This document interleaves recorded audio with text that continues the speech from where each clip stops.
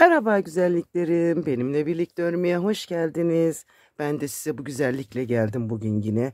Çok beğendiğim ve çok hoşuma giden bir örnek kullanarak size yine şahane bir bebek yeleği hazırladım. Bakın şöyle göstereyim. 6 aydan 1,5-2 yaşa kadar giydirebileceğiniz bir yelek modeli. Bakın bağcıklarımız şöyle. Örneğim gerçekten bu örneği ben seviyorum ve çok da güzel yakışıyor. Böyle kıbarık kıbarık şahane bir örnek. Hangi renkle yapmak isterseniz o renkle çok güzel olur. Bu da bakın beyazla başladım. Şu da beyazla görünüşü şöyle göstereyim. Buraya kadar bir ip gitti. Şimdi bunu da tamamlayacağım ve iki tane aynı örnekten yeleğim olmuş olacak. Hatta birkaç tane daha örebilirim. Ne kadar çok örersem o kadar çok sıcak bebeğim olacak. O zaman ne yapalım? Haydi örmeye başlayalım. 2 tane tığ kullandım. 3 milim tığımı roba kısmında burada kullandım. 3,5 milimini de örnekli kısımda kullanarak örgümü ördüm. Bebek iplerinin hepsiyle örebilirsiniz. İlla bu ip şu ip demeyeceğim. Bütçenize uygun bütün iplerle örebilirsiniz. O zaman hadi başlayalım. Evet arkadaşlar, zincirimi çekerek başladım. 90 taneye yakın şöyle uzunca bir zincir çekin. Fazlasını kesip atacağız. Şimdi zincirimizi 90 taneye yakın bakın çektim. Tığımın üzerine ipimi alıp dördüncü zincirime batırdım. İki kanadından birden batırdım ve bir trabzan yaptım. Sıradaki zincirimden bir tane daha, bakın böyle 16 tane olana kadar yapacağız.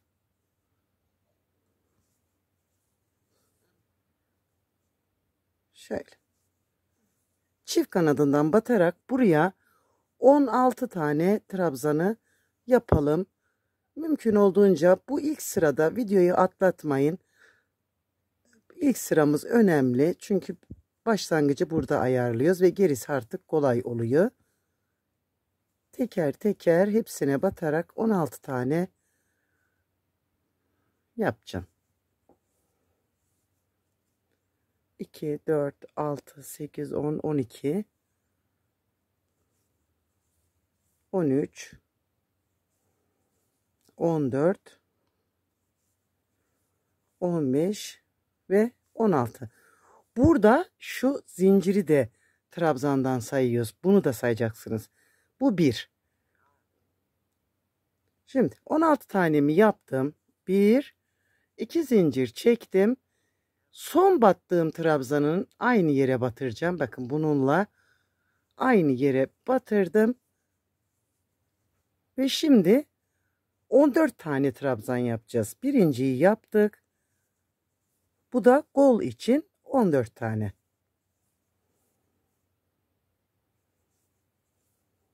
İpiniz biraz daha ince ise birer tane fazla ekleyebilirsiniz. İkişer tane fazla ekleyebilirsiniz. Hani ipinizin inceliğine göre. Mesela benim bu ördüğüm ipim çok ince değil ama kalın da değil. Yani tığ ile örülebilecek kalınlıkta bir ip. 2, 4, 6, 7, 8, 9, 10. Şuradan ipimi alayım. 10, 11, 12, 13 ve 14. Bakın 14 tane de kol için ayarladım. 1, 2 zincir çektim ve yine son battığım trabzana batırarak bir trabzan yaptım. Bununla birlikte şimdi arkayı ayarlayacağız. 22 tane trabzan yapacağız. Burada birincisini yaptım ve şimdi 22 tane trabzan yapacağım.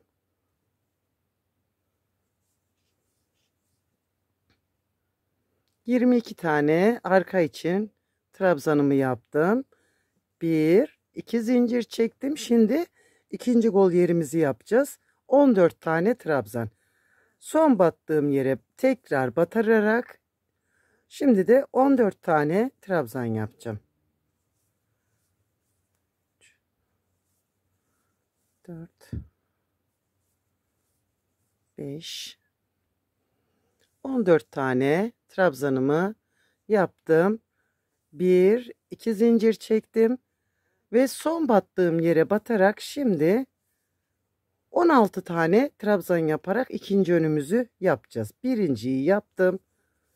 2, 3, 4. Bu sayıları şurada videonun sağ köşesinde yazılı olarak da bırakacağım. Önlere, arkalara kaç sayı yaptığımı köşeye de yazı olarak yapıp bırakacağım. Oradan da rahatlıkla yapabilirsiniz. Şimdi 16 taneyi örüp kurma işlemini bitirmiş olacağız. 2, 4, 6, 8, 9, 10, 11, 12, 13, 14, 15, 16. Bakın 16 taneyi yaptım ve en zor yeri yaptık güzelliklerim. Şimdi zinciri fazla çektik. Burada ne yapacağız? Hemen 1, 2, 3.'yü sayıp tek kanadından kestim. Ve burada bu fazlalığı aldım. Şimdi bunu böyle güzelce sıkıştırdım ve tamamladım. Evet, bu kadar kolay. Bunu da saklayabilirsiniz ya da tığlamasını yaparken kaybedebilirsiniz. 3 zincirimi çektim ve döndüm. Şimdi bu 2 zincir olan yere kadar birebir devam edeceğiz. Birinciye değil, ikinciye batarak başlayacağım. Bunu her zaman birinci trabzan olarak sayacağız. O zaman kenar daha bir düzgün oluyor. Şöyle şimdi buradaki 16 taneyi öreceğim.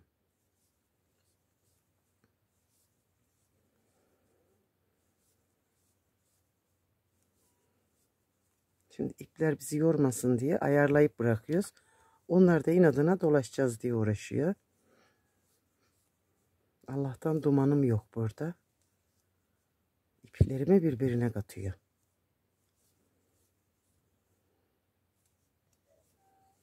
Şöyle. Şimdi bakın 2 zincir olan yerdeyim. İlk önce 2 tane buraya trabzan yapacağım. 1 ve 2. 2 tane yaptım. 2 zincir. Yine aynı yere 2 tane daha. Toplamda 4 tane artırmış oldum. Bu arada hiçbir şey yapmadan buraya geleceğiz. Burada da 4. Buraya geleceğiz. Burada da 4. Buraya geleceğiz. Burada da 4. Yani burada ne yaptıysak öbür 3 yerde de aynı işlemi yapacağız. Şimdi sona geldiğimizde bakın bu zincirin tam tepe noktasından bir tane trabzan yapacağız. Böyle. Yani bunu da bir trabzan saymıştık ya. Şimdi bir üst sıraya çıkmak için 1, 2, 3. Burada yine bu 2 zincirimize kadar sadece bir batarak zincirimize gidelim.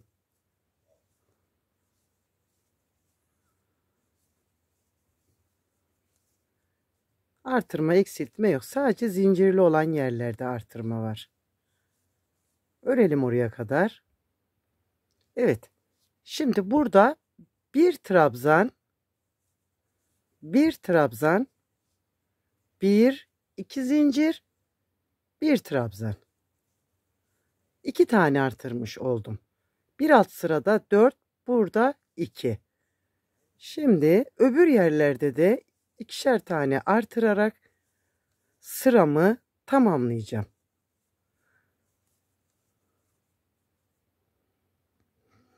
Üçüncü sıramızı da tamamladık.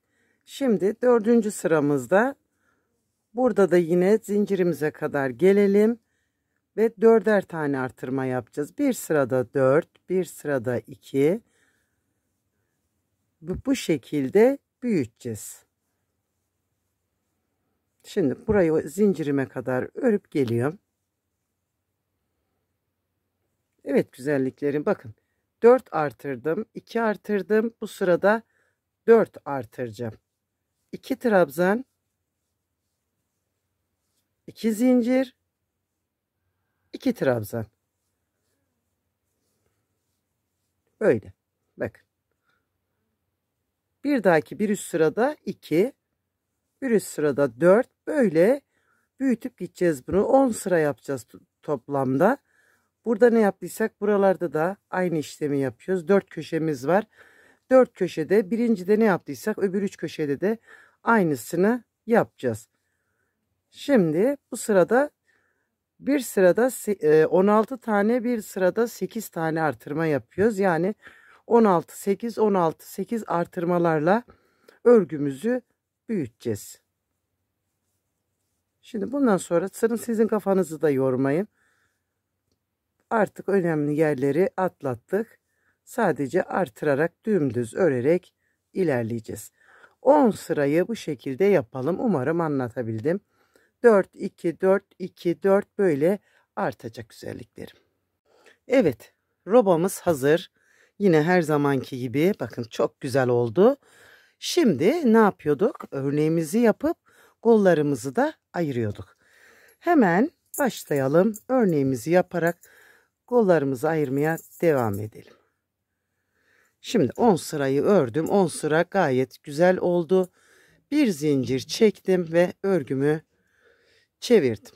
Bakın. Birinciye bir zincir çektim. Birinciye bir tane sık iğne yaptım. İkinciye bir sık iğne yaptım.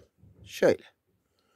1 2 3 zincir çektim. 1 2 üçüncü trabzana batırdım. İpimi uzattım. Bir trabzan boyu kadar uzatın. Şöyle. Şuradaki trabzanlarınızın boyu kadar. İpimi aldım. Aynı yere bir kere daha. İpimi aldım. Aynı yere bir kere daha 3 defa sardım. Bu ip kalınlığında yeterli. Şurayı parmağımla tuttum. Çektim. Bakın birini bıraktım. Ve bağladım. Şöyle. Bir zincir çektim. Tığıma ipimi aldım. Hemen önündeki trabzana bakın şuna. Önündeki trabzana batırdım. Yine ikinci fıstığımı yapacağım. 1 2 3 defa sardım. Tuttum. Birini bıraktım ve öbürünü aldım. Tığımı değiştirmeyi unutmuşum. Hemen tığımı değiştirdim. Bir zincir, 2 zincir, 3 zincir. Alttan 1 2 üçüncüye bir sık iğne. Bak. 1 2 3. Sayalım. 1 2 üçüncüye batırdım. Yine ipimi uzattım. Şöyle. Tekrar 2 ve 3 defa sardım. Toplayacağım fıstığımı tuttum. Çektim. Bir taneyi bıraktım. Ve aldım. Bir zincir. Sıradaki trabzana ikinci fıstığımı yapacağım. 1 2 3 defa sardım. Topladım ve bağladım. Bakın. 1 2 3 zincir. 1 2 üçüncüye bir sık iğne. Şöyle bir görüntümüz oluyor. 1 2 3. 1 2 üçüncüye bir fıstık. Bir zincir önündekine. Şimdi şu kol ayrımına kadar geleceğim. 1 2 3. Üçüncüye bir sık iğne. 1 2 3. Üçüncüye bir fıstık. Böyle eliniz alıştığında kolay kolay öreceksiniz zaten. Şöyle topladım. 1 2 3. Bakın burada şuraya bir sık iğne ile bağladım. Şimdi öne 4 tane örneğimiz sığdı ve bakın kol ayrımındayım. Şöyle. Hemen öbür kol ayrımımı getirdim. Buradan da bir sık iğne yaptım. 1 2 3. Bir ikinciye fıstığımı yapacağım şimdi. 2 3. Ayarlayacağız çünkü burayı. Şöyle. Bir zincir önündekine fıstık. 1 2 3. Üçüncüye şimdi öbür kol ayrımıma kadar böyle öreceğim.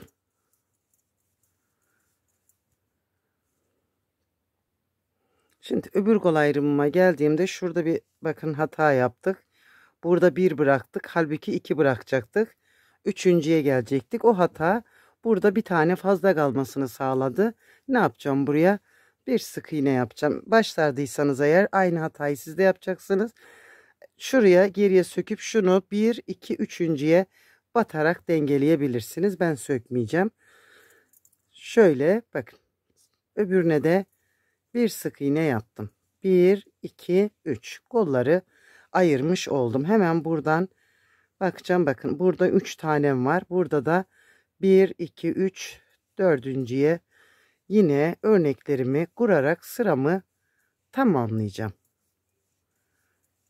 3 şöyle 1 2 3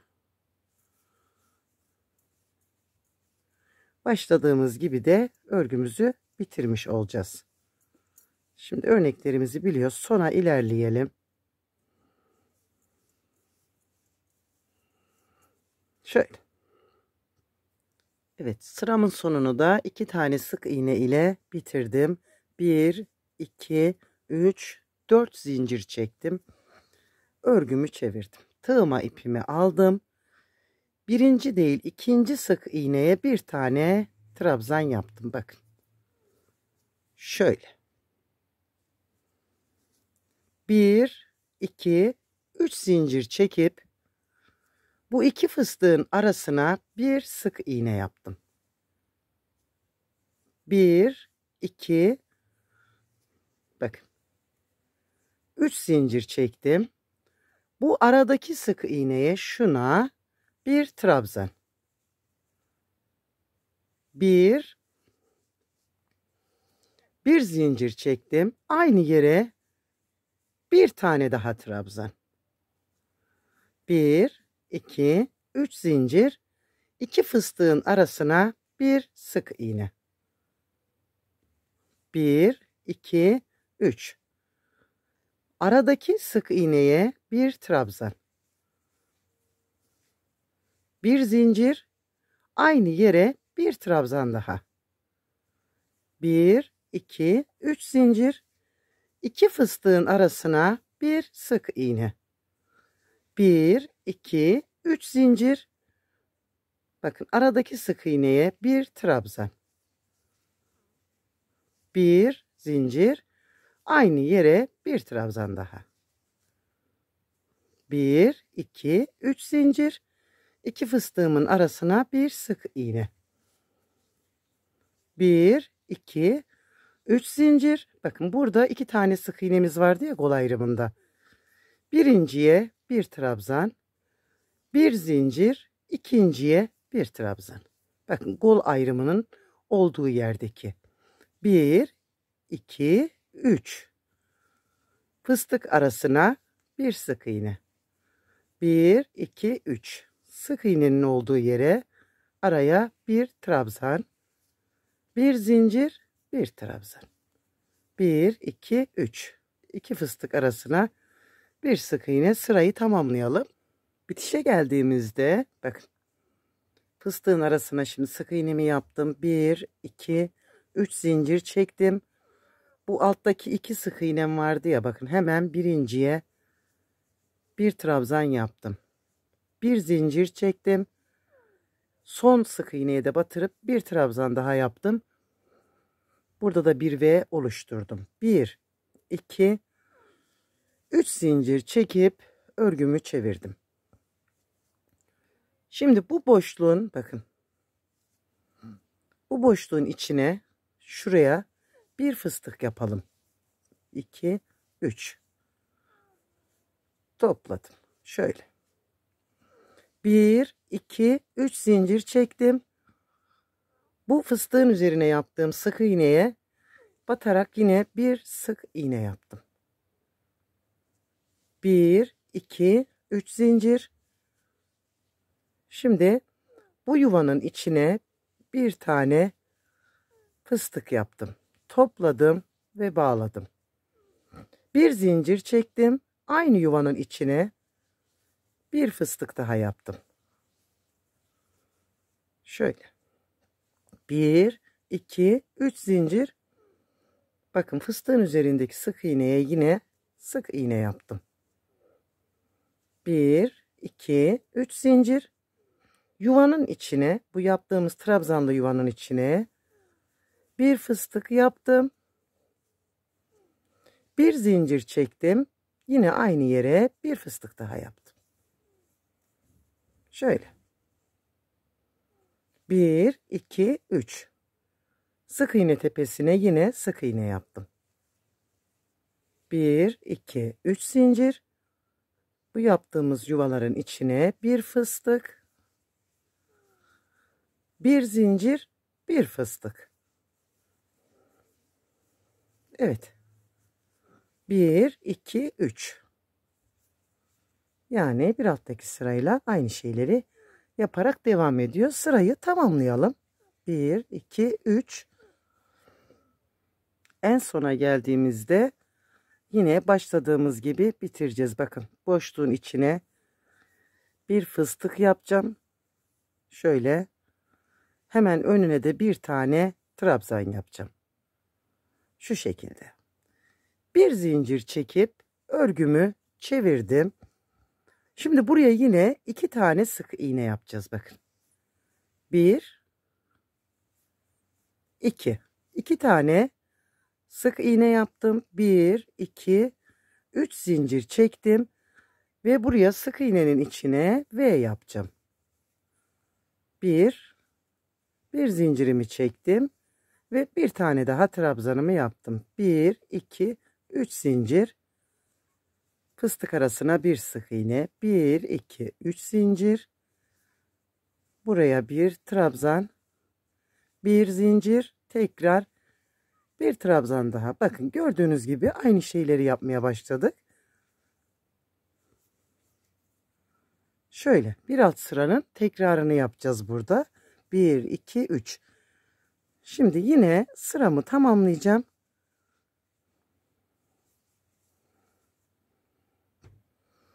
Sıramın sonu yine başladığım gibi bitiriyorum. Buralar önemli yerler. Bak 1, 2 sık iğne ile yine bitirdim. Bir zincir çekip örgümü çevirdim. Bakın burada yine 2 tane sık iğne yaptım. Sıra başında. 1, 2, 3. En ilk sıramızı bakın şu an yeniden yapıyoruz. V'nin içine bir fıstık. Şöyle. Evet, ikinci fıstığımı da yaptım. 1, 2, 3 zincir. Sık iğne tepesine sık iğne. Ben bu örneği çok seviyorum. Çok güzel bir örnek. Böyle bilmiyorum çok hoşuma giden örneklerden birisi bu. Ve böyle devam edip gideceğiz. Anlattım. Bir sırada yarım, bir sırada tam. Ve yine bir karış boyuna gelene kadar öreceğim. Bir karış boy çok ideal oluyor. İşte uzun yapmak isterseniz uzatabilirsiniz. Ama 6 aydan 1,5-2 yaşa kadar olan bir yelek örüyoruz biz. O yüzden çok ideal oluyor. İsterseniz uzun bir yelek yapabilirsiniz. Hani boyunu sizin tercihleriniz kendinize ait. Şöyle şimdi ne yapalım? Örelim ve gelelim. Evet güzelliklerim. Yeleğimizin boyunu tamamladık. Bakın böyle biraz boyu uzun oldu benimkinin. Kaptırmışım. 1-2 sıra fazladan yapmışım. Şimdi bakın şöyle bitirdiğimizde bu başta başladığımız tamla bitireceğiz. Kenarını tığlamak için. Şimdi şöyle bir bakın. Burayı ben ön yüzü yapmak istiyorum derseniz. Buradan başlayalım burayı. Ben bu tarafını ön yüzü yapmak istiyorum derseniz. Önce şu kenarını dolaşıp Sonra eteğini yapacaksınız. Ben bu tarafı daha bir beğendim. Bitirdiğim tarafı böyle fıstıklar ön yüzde daha bir güzel duruyor gibi. Şimdi o yüzden etekleriyle başlayacağım tığlamaya. Şurada 2 tane zincir çektim ve birinci sık iğneme batırdım. Önce eteğini tığlayacağım. Bu yüzü beğendim. Dediğim gibi eğer öbürünü beğenirseniz şu yanları tığladıktan sonra alta geçeceksiniz. Şimdi tığıma bir defa sardım. Şu iki fıstığımın arasına girip biraz uzatarak bir trabzan yaptım. Şöyle. 1, 2, 3 zincir çektim. Bu trabzanın boşluğundan batırarak buraya bağladım. Yine ipimi aldım. Fıstığın içine batırdım. Şöyle. 1, 2, 3 zincir çektim. Yine trabzanın boşluğundan batırarak bir tane daha yaptım. Aynı yere bir kere daha 5 tane bu şekilde yapacağım. Bakın. Bir trabzan, 3 zincir ve boşluğundan batırarak tepeye doğru bağladım.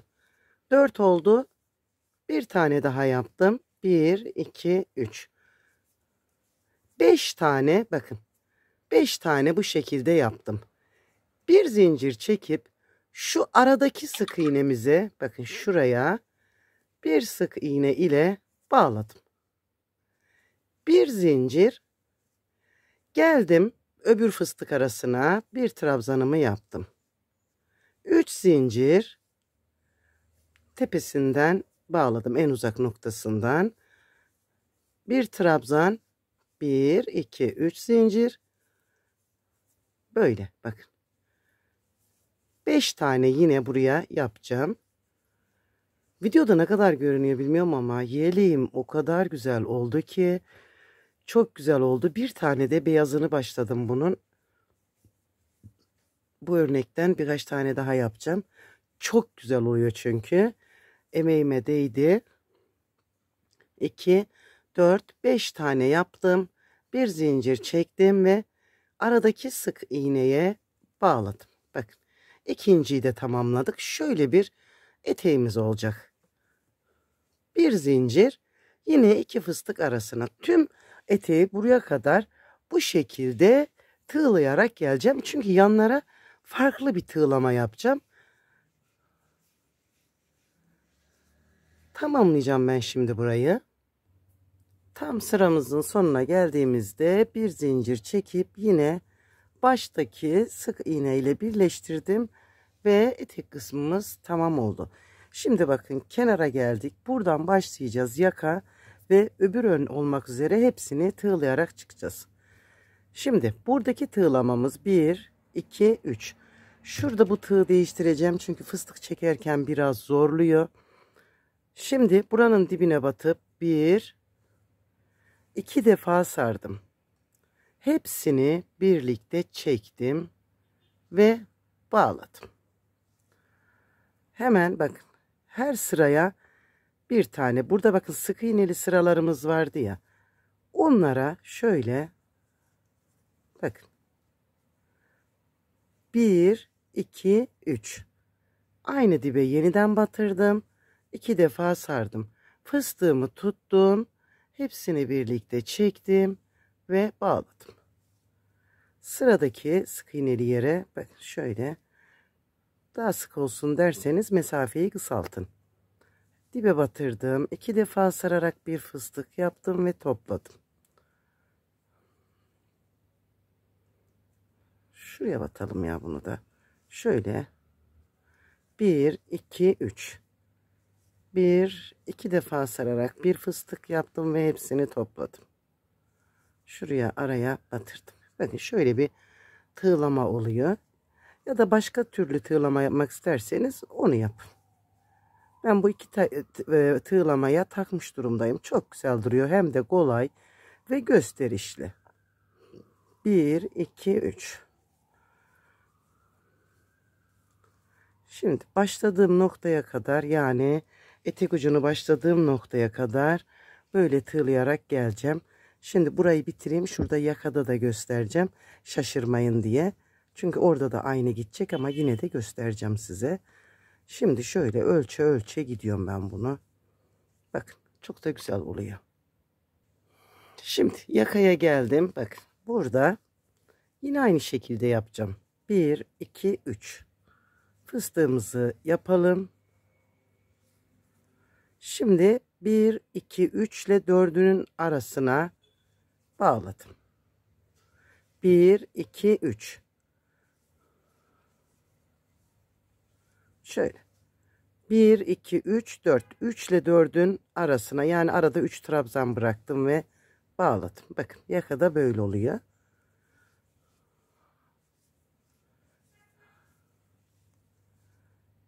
Üç ile 4'ün arasına. Burayı da böyle yapalım.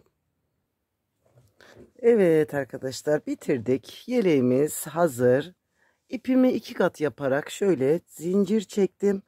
Ve pomponlarımı da yapıp hazırladım. Pomponlarımı şöyle bir aparatla yapıyorum. Bakın güzel ve düzgün çıkıyor. Zahmetsiz yapabilirsiniz bunlarla, ya da bildiğiniz bir şekilde yaparsınız. Benim anlatacaklarım bu kadar. Şöyle göstereyim. İkinci ipimden bakın şöyle şu kadar arttı. Bununla da bir patik yaparak ipinizi değerlendirirsiniz. Ya da en ufak parça iplerinizi dahi atmayın. Çünkü renkli örgülerde yapacağız. Oralarda kullanırsınız. Umarım beğenmişsinizdir. Siz de benimle birlikte örersiniz. O zaman ne diyelim? Hoşça kalın, sevgiyle kalın, abone olup benimle kalın.